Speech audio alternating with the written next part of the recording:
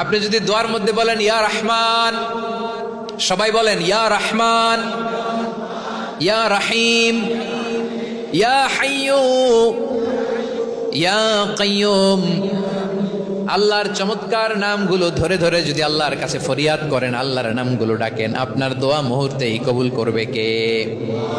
বিশ্ব ইসলাম এভাবে আল্লাহর নামগুলো ধরে ধরে জিকির করতেন, আল্লাহর নাম জপতেন। তিনি বলতেন আসআলুকা বিকুল্লি ইসমিন হুয়া লাক, আল্লাহ তোমার যত নাম আছে সব নামের ওসিলায় তোমার কাছে ফরিয়াদ করি, সব নামের ওসিলায়।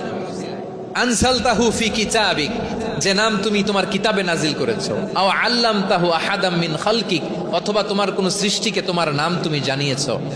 আও ইস্তাসারতা বিহি ফি ইলমিল গায়বি ইনদাক, অথবা গায়েবের জ্ঞানে তুমি তোমার নিজের জন্য ওই নামগুলো সংরক্ষিত রেখে দিয়েছো। সব নামের ওসিলায় তোমার কাছে চাই। সুবহানাল্লাহ পড়েন।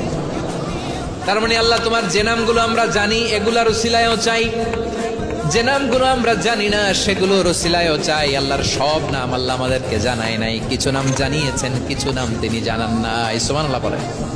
আল্লাহ তাআলা তার কিছু নাম কোরআনে উল্লেখ করেছেন, কিছু নাম স্পেশাল কিছু নবীদেরকে জানিয়েছেন, আর কাউকে জানান নাই। কিছু নাম তিনি কিয়ামতের দিন আমাদের সামনে প্রকাশ করবেন যে এইটাও আমার একটা নাম, এটা তোমরা কেউ জানতা না। সুবহানাল্লাহ, সারপ্রাইজ হিসেবে আল্লাহ তাআলা রেখে দিয়েছেন, কেউ জানে না।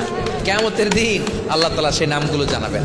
আর কিছু নাম আছে সেই নামগুলো আল্লাহ কোরআনেও বলে নাই, কোনো নবীরেও জানায় নাই, কিয়ামতের দিনও সারপ্রাইজ হিসেবেও জানাবে না। ওই নামগুলো স্বয়ং খোদ আল্লাহ ছাড়া কেউ জানে না। এজন্য বিশ্বনবী দোয়ার সময় বলতেন, আল্লাহ তোমার যে নামগুলো জানি, যে নামগুলো জানি না, সব নামের বরকতে তোমার দরবারে চাই, সব নামের ওসিলায় তোমার কাছে ফরিয়াদ করি। সুবহানাল্লাহ বলেন। তাহলে সূরা হাশরের মধ্যে আমরা আল্লাহর মোট কয়টা নাম পাবো দেখি, মনে আছে কিনা?